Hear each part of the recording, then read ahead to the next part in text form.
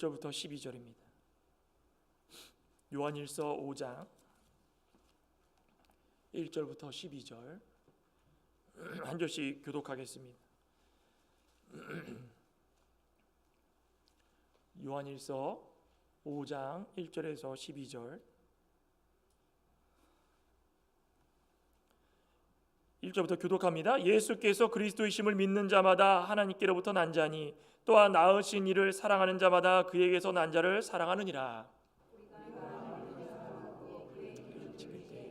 이로써 우리가 하나님의 자녀를 사랑하는 줄을 아느니라. 하나님을 사랑하는 것은 이것이니 우리가 그의 계명들을 지키는 것이라. 그의 계명들은 무거운 것이 아니로다.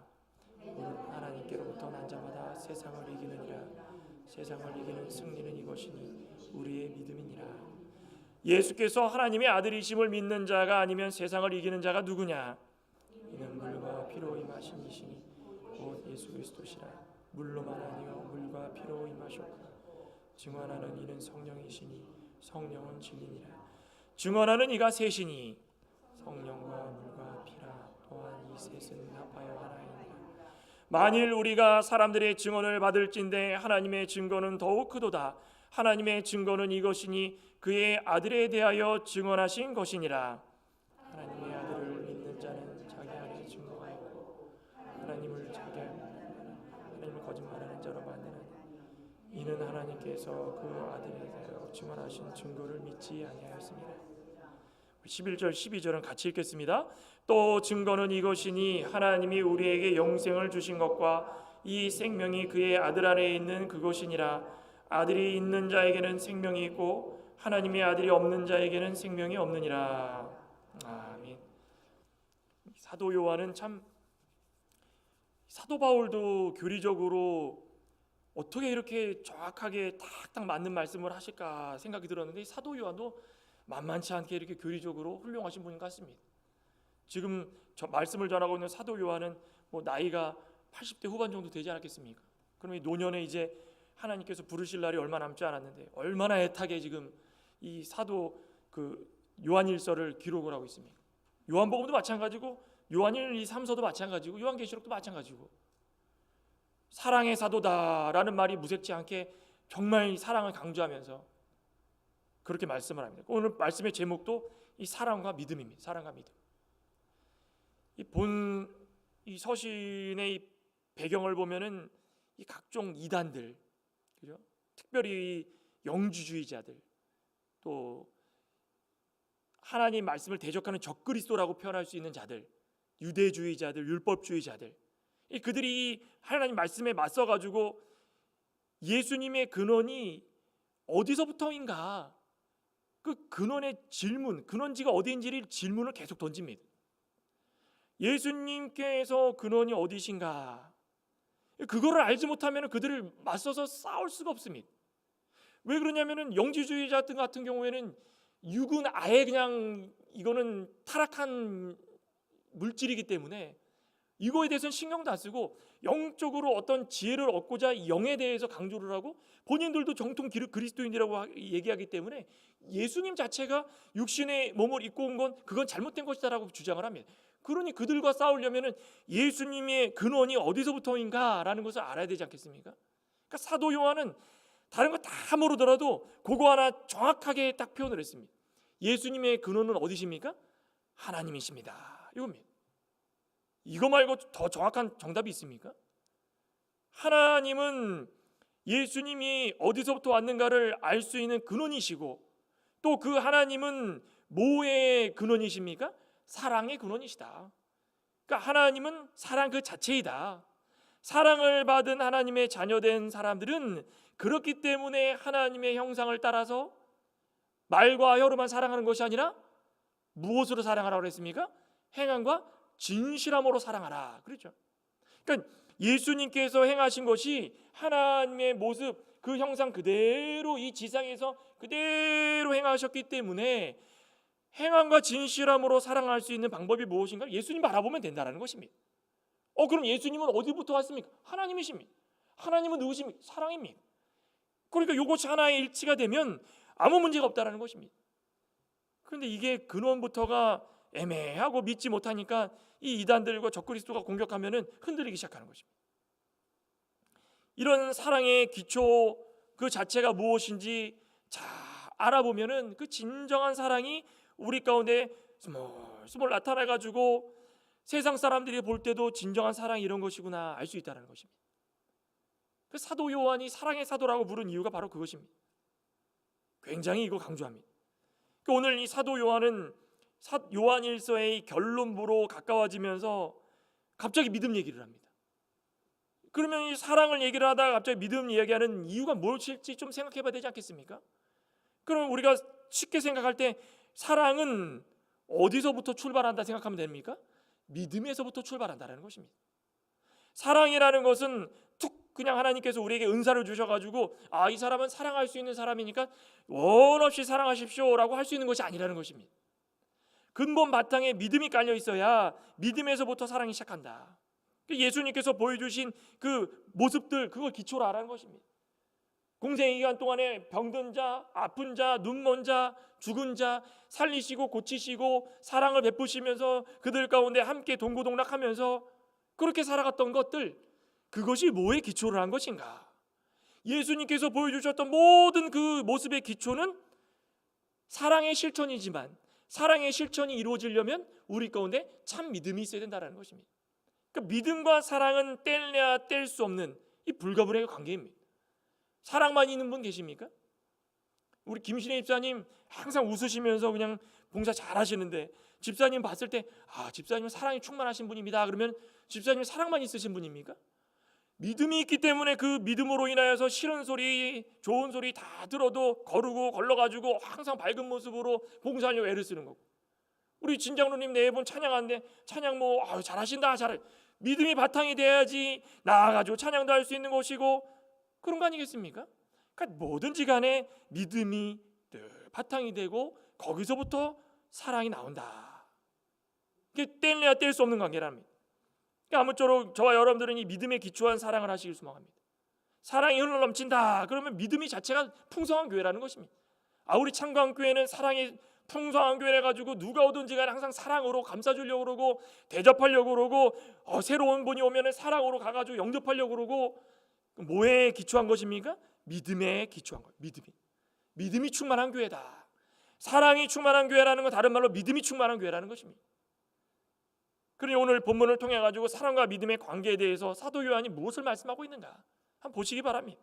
첫째는 믿음에 기초하지 않은 사랑은 아무 힘이 없다 이겁니다. 우리 1절 3절은 이 믿음에 대해서 말씀을 하시는데 이렇게 합니다. 예수께서 그리스도이심을 믿는 자마다 하나님께로부터 난 자니 또한 낳으신 이를 사랑하는 자마다 그에게서 난 자를 사랑하느니라. 우리가 하나님을 사랑하고 그의 계명들을 지킬 때에 이로써 우리가 하나님의 자녀를 사랑하는 줄 아느니라.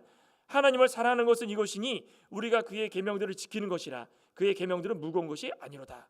말이 좀 어려운 것 같죠? 그래서 계속 묵상하다 보면은 딱 요겁니다. 믿음이 있느냐? 그럼 하나님을 아는 자다. 하나님을 아느냐? 그러면 사랑하는 자다. 사랑하는 자냐? 그러면 그것을 열매 맺어야 된다 이겁니다. 그죠? 어려운 게 아니죠? 우리 다 하고 있는 거지 않습니까? 근데 지금 사도 요한이 이렇게 그냥 교리적으로 착 정리를 했습니다. 예수님께서 그리스도이심을 믿는 자. 오늘 오전에도 그랬죠? 믿음은 자기 고백인데 뭘 고백하라고 했습니까? 예수 그리스도는 살아계신 하나님의 아들이고 그리스도십니다. 그러면 그 그리스도라는 것이 우리를 위해서 고통당하시고 죽으시고 3일 만에 부활하셔서 우리를 죄에서 구원하신 자입니다 라는 걸 고백하는 거라고 말씀하지 않았습니까? 그러니 그리스도이심을 믿는 것 그거 하나고, 믿었으면은 그 다음에 무엇입니까? 하나님을 사랑하는 자로 살아야 되는 것이고, 하나님을 사랑하는 것 이후에 하나님을 사랑했다면은 형제를 사랑하는 자로 살아가야 된다는 것입니다.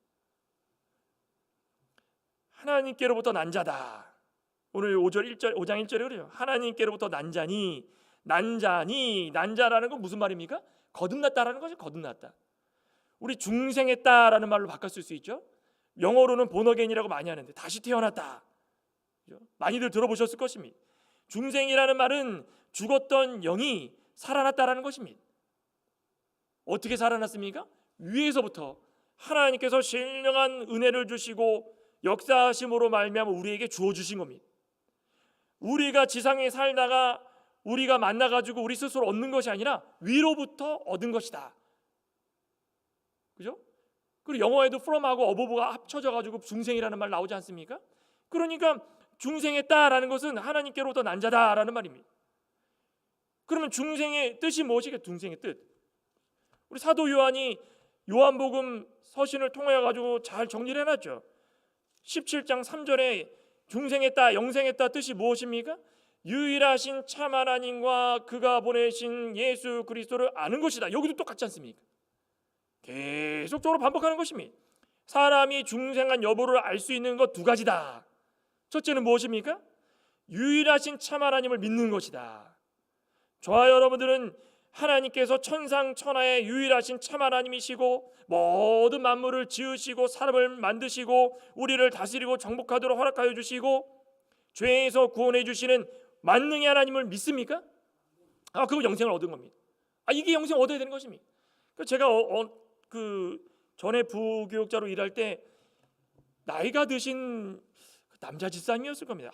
교회를 얼마나 핍박하는지 끝까지 교회를 안 나오다가 이제 돌아가실 때가 됐는데 부인 권사님이셨는 걸로 제가 기억나는데 그분이 교회를 열심히 나오니까는 목사님께 꼭 좀 와가지고 병원에서 손 붙들고 기도 좀 해달라고 그래가지고 가가지고 계속 말씀을 한 구절 읽으시면서 기도를 했답니다. 그 마지막에는 숨이 헐떡헐떡 거리는데 이제는 때가 온 걸 알고 목사님이 하나님께서 예수님을 이 세상에 보내주시고 그 예수님은 유일하신 독생자이시고 우리를 위해서 이 땅에 오셔서 고난당하시고 바로 여기 누워 계시는 이 할아버지를 위해서 피 흘리시고 십자가상에서 죽으시고 대신 우리를 위해서 죽으신 이후에 부활하셔가지고 우리도 영생을 얻었습니다. 이거 믿으십니까? 믿어야 천국 갈 수 있습니다. 그랬더니 그렇게 핍박하신 분이 아멘 하면서 천국 가셨습니다. 우리는 어떻게 믿지도 않다가 그 자리에서 아멘 했다고 천국 갑니까? 우리가 따질 게 아니라 하나님을 유일하신 참 하나님으로 믿고 예수 그리스도를 독생자 예수 그리스도라는 것을 믿고 입으로 시인하는 자들은 구원받는 것입니다. 우리는 지금 지상에 살면서 자비와 국률이 풍성하신 하나님께서 우리를 이렇게 살도록 하셨으니 하나님만큼 유일하신 참 하나님이 없구나. 이게 영생 얻은 자의 첫 번째 고백이 되어야 된다는 것입니다. 그 두 번째 고백이 무엇입니까? 보내신 예수 그리스도를 믿는 것입니다. 하나님만 믿고 예수님을 믿지 않으면 안 된다는 거예요. 전도하다 보면 불교 신자들 하나님 믿습니다. 하나님 하늘에 다 있는 하나님인데 하나님 믿죠. 그럼 예수님 믿으십시오. 그럼 예수는 사람인데 왜 믿습니까? 공자나 소크라테스나 예수나 학교 다닐 때 다 성인이라고 3대 성인 배웠는데 그게 무슨 신입니까? 아닙니다.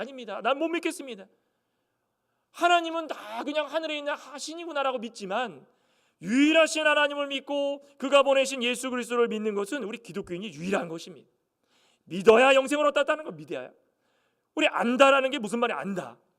우리 요한복음 17장 3절에 예수 그리스도를 아는 것이니이다 그랬죠. 안다라는 것이 무슨 말입니까? 안다라는 말은 겉모습만 보고선 아는 것이 아니다 이겁니다.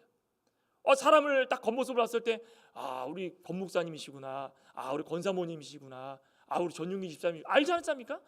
겉모습으로 봤을 때는 다 똑같습니다. 사람들을 보는 눈이 다 똑같습니다. 우리 예수님께서 부활하셨을 때 막달라 마리아와 베드로와 요한이 막 달려갔죠. 요한이 먼저 가가지고 막 봤는데 그리고 나서 베드로가 봤을 때 개켜있는 그 수건만 보고 그 이후에 사도 요한이 또 들어가가지고 막 자세히 보지 않았습니까? 사도 요한이 들어가자마자 첫 번째 본 거는 이 보다 안다 그 뜻입니다. 겉모습만 보고 다 아는 것입니다. 그런데 예수 그리스도를 아는 것이다 라는 이때 안다라는 것은 영적으로 깨어져 가지고 겉모습이 아닌 그 사람의 속속들이까지도 같이 중요성, 그들이 하고자 하는 그 목적, 그들이 가지고 있는 그 영적인 은사, 우리가 그것을 통하여서 완벽하게 알려고 애를 쓰면서 알아가는 것을 말하는 것입니다. 예수님께서 십자가상에 달려 죽으셨다. 누가 믿습니까? 누가 믿습니까? 죽을 수도 있지. 그런데 3일 만에 살아났습니다. 그거 누가 믿습니까? 그냥 죽었다라는 것은 누구나 볼 수 있다는 것입니다. 근데 살아났다라는 것은 영적으로 깨어있지 않고 완전한 우리 알을 통하여서 알지 못하면 안 된다는 것입니다. 그러니 예수 그리스도가 하나님께서 보내신 하나님의 독생자 예수 그리스도다. 이게 아는 것이 우리가 중생 얻은 자의 참 모습이라는 것입니다. 이렇게 중생한 자, 확실한 믿음을 가진 사람은 하나님께로부터 난 자다. 다른 말로 하나님의 뭐라 그랬습니까? 자녀다. 그죠? 2절에도 그러죠. 우리가 하나님을 사랑하고 그의 계명들을 지킬 때 우리로서 우리가 하나님의 자녀를 사랑하는 줄 안다. 나도 믿어서 영생을 얻었으면 하나님의 자녀고, 상대방도 하나님을 알고 예수 그리스도를 아는 자는 하나님의 자녀고, 하나님의 자녀라는 것입니다. 아니, 부모님이 자녀를 낳아가지고 키우고 있는데 엉뚱하게도 내 부모님 맞습니까? 내 아빠가 맞아요? 아니, 당장 가가지고 생물학적으로 우리 아빠 엄마가 맞는지 조사해 봅시다라는 자녀 있습니까? 얼마나 배은망덕합니까? 하나님께서 이 세상에 예수 그리스도를 보내주셔가지고 다 영생 얻도록 작정된 자를 불러주셔가지고 하나님이 자녀 삼아 주셨는데, 고백해가지고 감사합니다 그러면서 하나님의 사랑을 본받아가지고 나도 사랑해야 되겠습니다라고 하면 얼마나 좋겠습니까? 그런데 그걸 따지고 들면은 그 희망이 없다라는 것입니다. 당연히 하나님의 자녀로서는 사랑해야 되지만, 이 사랑이라는 것은 단순하게 그냥 뭐 추상적으로 남들 사랑하는 그 사랑이 아니라, 우리 3장 18절에 아까도 말씀드린 대로 다시 한번 읽어보면은, 자녀들아 우리가 말과 혀로만 사랑하라, 사랑하지 말고, 그렇죠? 말과 혀로만 사랑하는 것이 추상적인 사랑이 추상적인 사랑, 누구나 할 수 있는 사랑. 그런데 행함과 진실함으로 하자라는 것은 영생을 얻어가지고 하나님의 자녀들이 하는 그 사랑을 말하는 것입니다. 그런데 이런 하나님을 알고 사랑하는 성도들이 어떻게 해야 그것을 증명할 수 있다고 했습니까? 2절에 다시 한번 보면, 우리가 하나님을 사랑하고 그 다음에 뭐라 했습니까? 그의 계명을 지킬 때에, 진정 내가 중생한 자고 영생을 얻은 자고 하나님의 자녀고 하나님을 사랑하는 자로서 정말 누구에게도 내 모든 것을 나타내고자 한다면 그 증거로 하나님의 계명을 진실히 지키고 드러내야 된다는 것입니다. 이게 다른 말로 무엇입니까? 말씀 순종이라는 거예요. 순종. 다른 말로, 또 어려운 말로는 성화라고 그러죠. 성화의 과정을 겪는다는 것입니다. 하나님을 사랑하는 자는 말로만 하지 말고 행함과 진실함으로 사랑하라 라는 그 말 자체가, 우리가 실질적으로 하나님의 계명을 지키면서 그 계명에 따라가지고 열매 맺으면서 세상 사람들이 볼 때 이것이 진정 그리스도인들의 사랑이구나 라고 알 수 있는 그 모습으로 살아가야 된다는 것입니다. 요한복음 14장 31절에 사도 요한은 또 이렇게 얘기하죠. 오직 내가 아버지를 사랑하는 것과 아버지께서 명하신 대로 행하는 것을 세상이 알게 하려 합니다. 나오죠. 우리가 하나님을 사랑하는 건 하나님과 우리 관계에 있어서는 다 압니다. 그런데 세상 사람들이 볼 때 우리가 영생을 얻은 자처럼 하나님을 사랑하는 처럼 보려면 아버지께서 명하신 대로 행할 때에 세상이 알 수 있다는 것입니다. 그죠? 그러니 식당 가가지고 싸우지 마십시오. 또 물건 살 때 너무 많이 깎으다가 싸우지 마시기 바랍니다.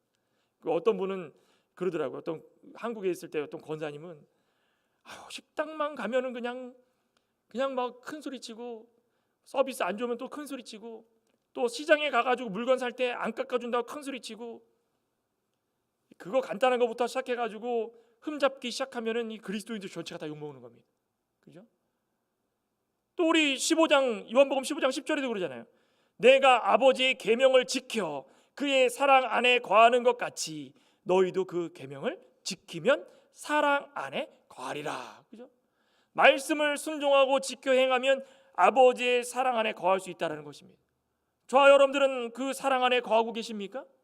저는 믿습니다. 우리 창건교회 성도분들은 그 사랑 안에 다 거하셔가지고 하나님께서 명령하시는 대로 다 순종하고 살고 계신 줄 믿습니다. 또 이 사랑이 드러내려면 둘째를 할 수 있는 게 뭐라고 그랬습니까? 본문 2절 후반절에 우리가 하나님의 자녀를 사랑하는 줄 아느니라. 다른 말로 무엇입니까? 하나님의 자녀를 사랑한다라는 것은 우리 믿음의 형제들을 사랑하는 것을 말하는 것입니다. 우리만 믿음 순종 잘하고 계명을 지키는 것처럼 보이는 것이 아니라 실질적으로 자연스러운 말과 자연스러운 행동과 또 하나님께서 주신 이 믿음으로 말미암아 변화된 마음이 너무 자연스럽게 그 결과로 사람들에게 다 표출이 될 때에 그 사람들과 어울려서 지낼 수 있다는 것입니다. 나가지고 툭툭 튀어나온 성격 때문에 융합이 안 되고 하나 되지 못하고, 우리 빌립보서에 말씀한 것처럼 그리스도로 말미암아 한 마음과 한 뜻이 돼가지고 하나가 되어가지고 한 예수 그리스도만 섬기라 그랬는데, 툭툭 튀어나와가지고 형제를 사랑한다 입술로는 고백을 하는데 진정으로 영생 얻은 자처럼 예수 그리스도를 믿고 본받아가지고 하나님의 자녀처럼 살아가지 못한다는 것입니다. 저도 참 이게 기도의 제목입니다. 어려운 부분입니다. 조금 실수하면은 흠잡히고, 실수 안 하려고 노력하면 이렇게 힘들 수가 없습니다. 아예 그냥 사기를 당하도 그냥 절로 당할 만큼 예수님께서 보여주신 것은 그런 모습인데, 실제로 세상 나가서 살다 보면 어떻게 그렇게 합니까? 그러니 이게 그냥 우리 하나님께서 생명이 끝나는 그날까지 노력하라고 주신 그 말씀 같습니다. 그러면서 본문 3절에 사도 요한이 정리합니다. 뭐라고 정리하냐? 하나님을 사랑하는 것은 이것이니 우리가 그의 계명들을 지키는 것이라. 그의 계명들은 무거운 것이 아니로다. 무릇 하나님께로서 난 자마다 세상을 이기느니라. 세상을 이기는 승리는 이것이니 우리의 믿음이니라. 그죠? 정확하게 정리를 해놨죠? 하나님을 사랑하는 것은 계명을 지키는 것이다. 계명을 지키는 것은 무거운 것이 아니다. 계명을 지키면 하나님의 자녀들을 사랑할 수 있다. 하나님의 자녀를 사랑하면 너도 사랑받을 수 있고 하나님 사랑 안에 거할 수 있다. 이해가 되십니까? 너무 간단한 건데, 그러니 과거 이 계명이 무겁지 않다라는 것은 그겁니다. 실질적으로 모세에게 준 이 십계명이 얼마나 무거웠습니까?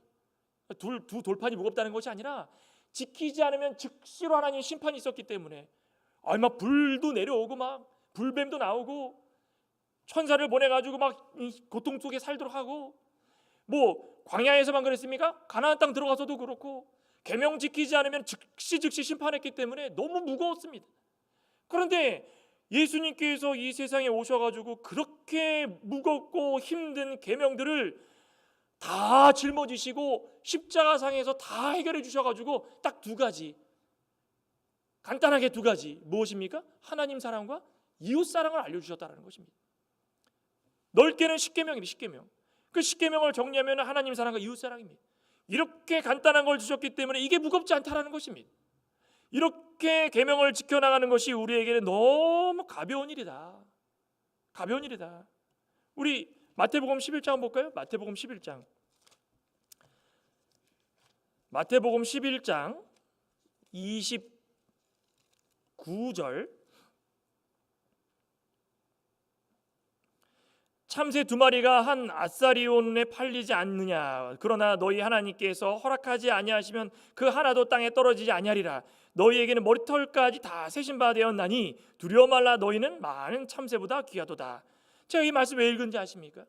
우리가 하고 있는 행동들이 아무리 하더라도 나에게 들어지지는 거 아닌 것 같고, 내가 무거워가지고 짊어지고 나의 십자가를 짊어지고 하라고 그래가지고 고통 속에 짊어가고 있는데 정작 하나님께서 나에게 주시는 사랑이나 은혜는 없는 것 같고, 아무리 순종을 해도 열매 맺는 것 같지 않다라고 생각할 필요 없다라는 것입니다.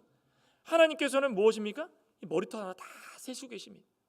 우리가 실천만 하면, 순종만 하면 우리가 판단할 것이 아니라 하나님께서 다 보시고 아셔서 우리의 모든 것들을 다 보시고 인정해 주실 수 있다는 것입니다. 그러니 우리는 뭐만 하면 되는 것입니까? 순종만 하면 되는 거, 순종만. 하나님 안에서 하나님 같은 사랑으로 예수 그리스도를 믿고 하나님 자녀가 돼가지고 말씀을 순종하면서 그것으로 살아가면 멸망의 자리에서 영생의 자리로 새 생명의 은총을 받고 사제의 은총을 통하여서 이제는 죄가 멀어지고 사랑만이 남아가지고 감사한 마음으로 자발적인 순종을 통하여가지고 살아갈 수 있다는 것입니다. 그죠? 그래야 믿음이 확실하고 그거 믿음 가지고 승리할 수 있다는 거죠. 사랑 자체가 무슨 능력이 있습니까? 사랑 자체는 아무 능력이 없습니다. 사랑 아무리 많이 해보십시오. 그거 이따가 없어지는 것입니다. 무엇이 있을 때 사랑이 완전해지시는 것입니까? 믿음이 있을 때. 믿음이 있을 때 완전한 사랑이 있을 수 있고, 믿음이 있을 때 육신의 정욕, 안목의 정욕, 이생의 자랑이 우리의 자랑거리가 아니라 헛된 것이라고 깨달을 수 있고, 믿음이 기초한 사랑이 있을 때 옆에 동료들, 믿음의 동역자들이 너무 필요하고 너무 사랑스러울 수 있는 것이고, 그래야 하나님 말씀대로 살아갈 수 있다는 것입니다. 사도 요한의 이 마음을 좀 이해를 하십니까? 두 번째로는 이겁니다. 세상을 이길 힘은 우리의 믿음으로부터 시작된다는 것입니다. 사랑의 기초도 믿음이지만 세상을 짊어지고 가는 우리에게 있어서 그것을 이기고 또 이길 수 있는 힘은 믿음에서부터 시작된다. 4절 다시 한번 보시면 무릇 하나님께로부터 난 자마다 세상을 이기느니라. 세상을 이기는 승리는 이것이니 우리의 믿음이니라. 예수께서 하나님의 아들이심을 믿는 자가 아니면 세상을 이기는 자가 누구냐. 우리 4절 5절 같이 한번 읽어볼까요? 너무 좋은 말씀인데 우리 4절 5절 같이 한번 읽어보겠습니다. 시작. 무릇 하나님께로부터 난 자마다 세상을 이기느니라. 세상을 이기는 승리는 이것이니 우리의 믿음이니라. 예수께서 하나님의 아들이심을 믿는 자가 아니면 세상을 이기는 자가 누구냐. 믿으십니까? 하나님께로부터 난 자, 중생한 자는 세상을 이길 수 있다는 것입니다. 근데 그 이김의 승리의 기초 바로 믿음이라는 것입니다. 요 세상이라는 말은 이 헬라어로는 코스모스 들어보신 적 있을 겁니다. 코스모스의 뜻을 보면은 물리적인 이 보이는 세상을 포함한 것입니다. 물리적으로 우리가 지금 살고 있는 이 세상 다 포함한 것입니다. 그런데 우리 세상 보이는 이 세상뿐 아니라 내면에 이르기까지 우리 내면에 우리가 살아가는 동안에 어떻게 다 사랑만 하고 살 수 있겠습니까? 어떻게 사탄의 시험을 이기고 다 살아갈 수 있겠습니까? 악한 영에 의해서 지배받고 악한 영에 흔들릴 수 있는 그 영역까지 다 포함된 겁니다. 코스모스. 그러니 이 세계, 세상, 이 세상을 살아가는 동안에 우리 인생 전반 모든 부분에 있어가지고 말씀 순종하는 것을 거부당할 수도 있고 시험에 들 수도 있고 욕망을 쫓아가지고 안목의 정욕을 쫓아가지고 갈 수도 있지만 요 세상, 이 세상을 이기고 승리해야 되는 것이 우리 그리스도인들의 목표, 삶의 목표라는 것입니다. 근데 승리의 비법이 뭐라고 했습니까? 믿음이다. 믿음이다. 하나님께로부터 난 자가 하나님의 자녀고 하나님의 자녀는 하나님을 사랑하고 이웃을 사랑하고 늘 하나님의 사랑 안에 거할 수 있는 자고 그 동시에 세상을 짊어지고 갈 때마다 싸워서 승리할 수 있는 그 믿음이 있을 수 있다. 우리 요한복음 16장 33절이죠. 16장 33절 한번 볼까요? 요한복음 16장 33절. 이것을 너희에게 이르는 것은 너희로 내 안에서 평안을 누리게 하려 함이라. 세상에서는 너희가 환난을 당하나 담대하라. 내가 세상을 이겼노라. 그렇죠? 우리가 살고 있는 이 코스모스, 이 세상 가운데 우리는 육신의 몸도 다 맡겨놓고 영도 다 맡겨놓고 살고 있다는 것입니다. 육의 공격, 영의 공격을 받고 살고 있지만 우리가 분명하게 말씀 속에서 사도 요한이 하고 있는 말씀이 무엇입니까? 예수 그리스도 안에 거하라. 그러면 평안을 누릴 수 있다. 평안을 누리면은 너희들 가운데 살고 있는 이 세상, 너희들이 아무리 환난을 줄지라도 너희는 담대함이 생길 수 있고 그 담대함으로 말미암아 세상을 이길 수 있다는 것입니다. 예수 그리스도 안에 거하는 것은 무엇입니까? 믿음. 그죠? 믿음입니다. 그렇게 되면은 그리스도 안에 있는 자에게는 모든 것들이 다 그냥 내가 이겨서 승리할 수 있는 그 패잔병, 그냥 우리 세상 말로 잔챙이들이라고 그러죠. 그냥 내가 가가지고 다 이길 수 있는 것들로 보인다라는 것입니다. 그리스도의 사랑을 실천하고 환난을 당해도 이겨내고 늘 하나님의 사랑 안에 거하고 자녀로 살아가면은 아무리 공고가 있고 환난이 있고 핍박이 있고 적신이 있고 위험이 있고 칼이 있고 사망이 있고 생명이 뭐 어떤지 간에 위협을 나에게 수시로 다가올지라도 그거 아무 소용없다라는 것입니다. 왜 그렇습니까? 장래일이나 능력이나 높음이나 기쁨이나 모든 피조물을 다 어떻게 한다고 했습니까? 로마서에 넉넉히 이기게 해주실 분이 누구십니까? 하나님. 아무리 고통당해도 천사가 와서 지켜주시고 믿음이 굳건한 자들은 하나님께서 현재, 장래, 미래 모든 이 간에 하나님께서 지켜주신다는 것입니다. 이 믿음의 기초가 된다고 분명히 말씀하시면서 이 믿음이 기초가 된다고 말씀하신 그 근본적인 그 바탕에는 무엇이 있었습니까? 예수 그리스도다. 5절에 그러죠. 예수께서 하나님의 아들이심을 믿는 자. 계속 말씀합니다. 믿음이 다른 믿음이 아니라는 것입니다. 믿음이 어떤 것을 믿고 주먹을 믿고 뭐 교회의 건물을 믿고 이런 것이 아니라 단 한 가지, 하나님과 보내신 예수 그리스도를 믿는 자, 예수님이 어떤 분이시라고 했습니까? 6절부터 그 예수님은 어떤 분이신가? 물과 피로 임하신 이시니 곧 예수 그리스도시라. 물로만 아니라 물과 피로 임하셨고 증언하시는 이는 성령이시니 성령은 진리니라. 이 6, 7, 8절은 난해 구절인데 여러 주석들마다 강해들마다 서로 의견이 좀 분분합니다. 그런데 객관적으로 볼 때는 이 물은 예수님께서 공생애를 처음 시작하실 때 세례 요한에게 물 세례를 받으셨던 그것을 말하는 것이고, 피는 십자가상에 달려 피 흘리심을 말하는 것이고, 물과 피로 죽으신 이후에 성령을 우리 가운데 보내주셔서 성령이 우리의 증언해 주시고 보혜사가 되어 주신 것, 그걸 말하는 것입니다. 그러니 예수님은 물과 피와 성령으로 우리를 위해서 모든 것들을 해주셨기 때문에 확실한 증거가 그 가운데 있다는 것입니다. 성령과 물과 피가 합쳐져 가지고 하나다. 예수님은 이 세상에 오셔가지고 볼일 보고 가신 것이 아니라 우리를 위해서 이렇게 은혜를 베풀어 주시고, 그 은혜가 끝이 아니라 성령께서 우리 가운데 임재해 주셔가지고 이런 성령의 하시는 역사를 통해 가지고 예수님을 바라볼 수 있다는 것입니다. 그러니 성령이 늘 우리 가운데 내주해 주시면 예수님을 믿을 수 있게 되는 것이고, 예수님이 어떤 분이신 걸 알게 될 수 있는 것이고, 예수님이 어떤 분이신 걸 알게 되면 예수님 안에 거할 수 있는 것이고, 예수님 안에 거하게 되면 참 사랑을 발견하게 되는 것이고, 그 사랑이 하나님의 사랑이라는 것을 알게 되면 우리가 하나님의 자녀로서 사랑을 할 수 있다는 것입니다. 그러니 사랑의 근본이 무엇입니까? 믿음이다. 믿음. 저와 여러분들은 믿음이 좀 튼튼해지시기를 간절히 소망합니다. 악한 것들 그거 다 신경 쓰지 마시고, 아무리 적그리스도도 영지주의 율법주의자들이 덤벼들어가지고 교회를 흔들어대고 개인적인 믿음에 손해를 줄지라도 필요 없다라는 것입니다. 우리는 뭐만 있으면 되는 것입니까? 든든한 믿음만 있다. 믿음. 예수 그리스도를 믿는 그 믿음만 있다면 아무리 그들이 공격해와도 버텨낼 수 있는 힘이 있고, 그 예수 그리스도를 통해서 우리 퍼져나오는 열매들, 사랑의 열매들이 주변으로 드러날 수 있다는 것입니다. 그러면서 결론적으로 9절부터 이렇게 말씀을 합니다. 예수 그리스도를 믿는 사람은 영생을 갖게 된 것이다.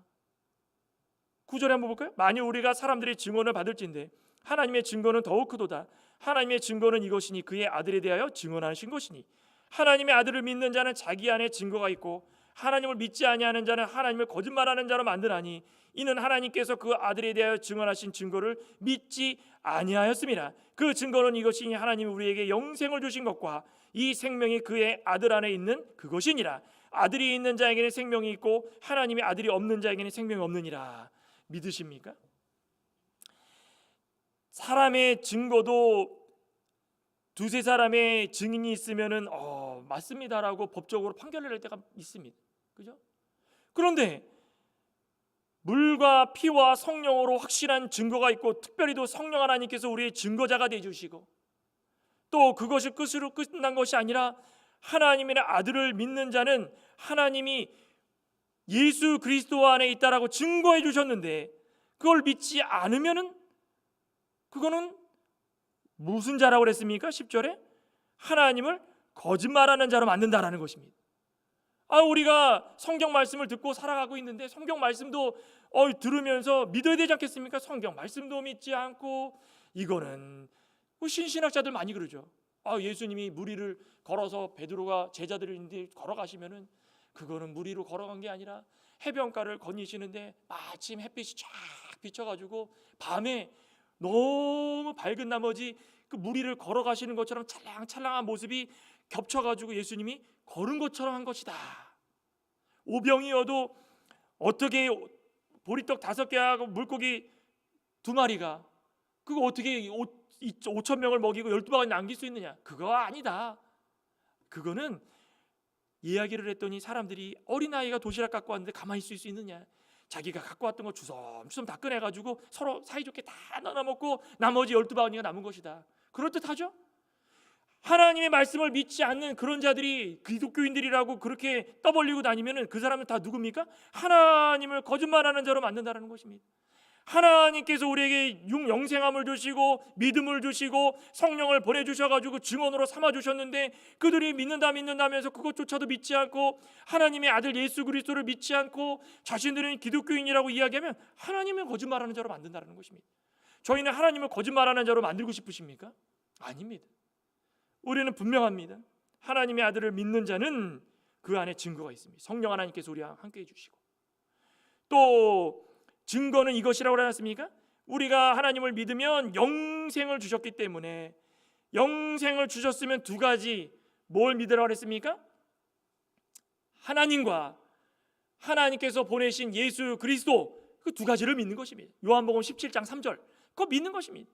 그거를 믿을 때에 우리가 예수 그리스도 안에, 예수님이 우리 안에 서로 거하면서 우리의 간에 사랑을 나누고, 만약에라도 아들이 예수 그리스도께 거한 자들은 생명이 있지만 예수 그리스도 안에 거하지 않고 믿지 않는 자들은 그 안에 생명이 없다는 것입니다. 그러니 우리는 예수 그리스도를 믿을 때 영생을 갖게 될 것이다. 아무리 순수한 믿음을 뒤흔드는 영지주의 이단 사상이라도 요거 하나만 정확하면은 예수 그리스도를 우리의 구주, 하나님께서 보내신 참 구세주로 믿는 믿음만 확실하다면 그 진리를 양보할 수 없다는 것입니다.